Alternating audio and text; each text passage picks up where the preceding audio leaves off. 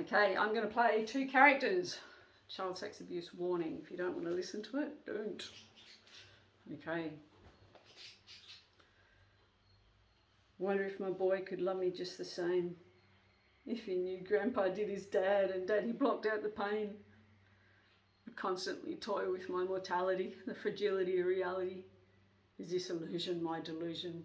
To the conclusion of exclusion of being real. I want to feel. I'll cut 3 parallel lines, see if I'm alive. I'll cut another 3, give it a squeeze.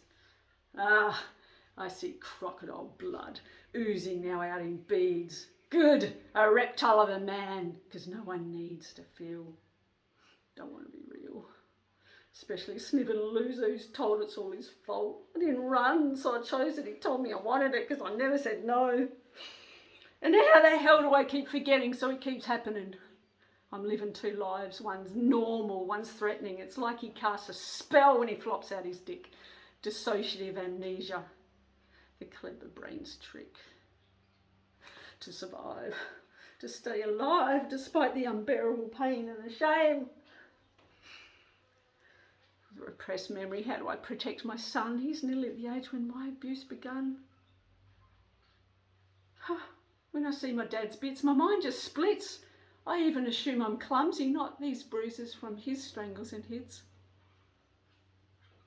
And when I'm in my normal host state, my memories of the abuse are behind a locked gate, sometimes creeping in with panic attacks, or I feel sick in my guts. Intrusive thoughts. Oh God, I just smoke a bong, a drink it shut. And when my mouth can't say no, my body will. Autoimmune diseases and migraines and pills, and I tend to rage against myself. But it infiltrates everything in my life. I'm half a dad to my kid. I can't be present with my wife. But the body never lies. The truth infiltrates intuitive ties to the toxic family secrets that permeate it, manifest as dreams, nightmares, OCDs, addictions. Who is the rapist in my nightmares? And unless I snap out of this dissociative spell, I'm still his amnesic victim at age 30. I can't tell. The monster in my dreams is my dad. Knock, knock, knock. Oh, hi Dad, come in. Hey, Joshy, Grandpa's here. Fishing weekend. Get your bags, honey. Come in, Dad. If your child had a 1 in 5 chance of having a horrible cancer that would compromise their life, happiness, oh, you pay attention. But child sex abuse, shh, we don't mention that. 1 in 3 women, 1 in 5 men. The statistics speak for themselves. Oh, but shh. I shatter into a billion shards as I realise I don't matter. My only purpose to exist is to be raped and battered. And now my life force just drips from me. Through the cracks and fragments missing. I can't hold the pieces together anymore. All the gifts I possessed are hissing out of the holes. And the love from my chest into an unretrievable void that can't be seen. And I'll only live a fraction of the potential I could have been.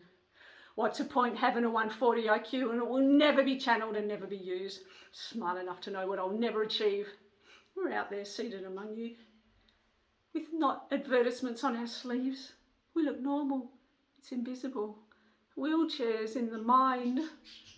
If you look carefully into the dissociative stares, you might find the truth behind the eyes. Sometimes a truth not even the owner can see when they look directly in the mirror. They don't see their precious me. Dysmorphia of the body, the mind, the soul, life itself, existence permeating existential resistance to accept any evidence that you might be lovable or worthy.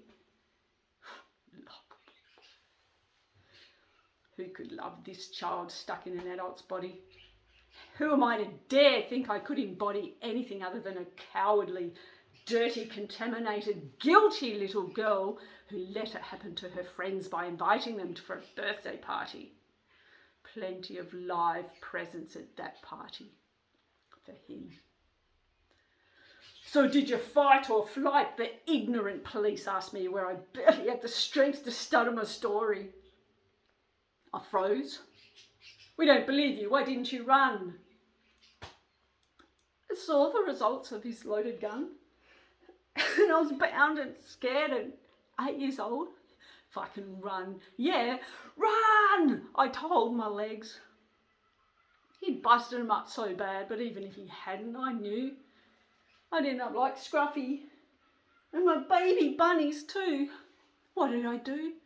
Fucking pray that I live and wait till it's over.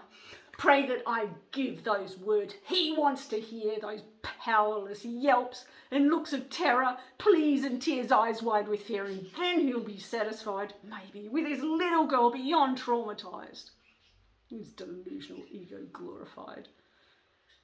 I got to live if served the purpose for his entertainment, but it didn't scratch the surface for his pedo pain vent of his past traumas.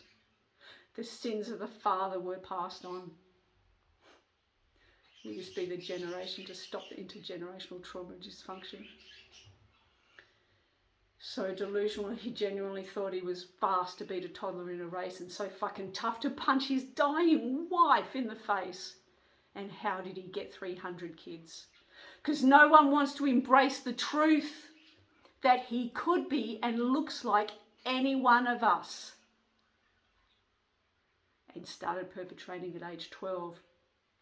Now, suit and tie, well groomed, nice guy. One thing I'll never understand.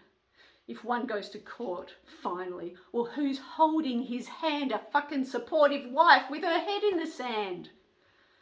My friend said he wished his mum had put him in a wheelchair. It would have been kinder than head in the sand, so she couldn't be wiser. Pedophiles kill children, even if they are actually alive. Smile on their face, but no, they're dead inside. And you think you're the statistical anomaly who thinks everything in your family, your kids, innocent and free? Maybe. But the collective perspective is always everything's fine. Well, it's obviously not, because 1 in 3 women and 1 in 5 boys, no, the statistics speak for themselves.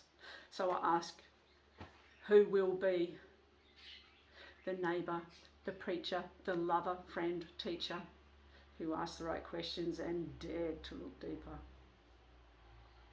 So I'll be the voice for those who are still squished to silence, those who have died from behind the closed door violence or their own hand, and still I will stand. And I know that the whistleblowers and advocates' days are often numbered, but I'll stand here for them, authentic and unencumbered, and lock a fucking bomb into the room to shine the light on, not the elephant, the intergenerational trauma too. The fucking woolly mammoth in the room. Because it's real.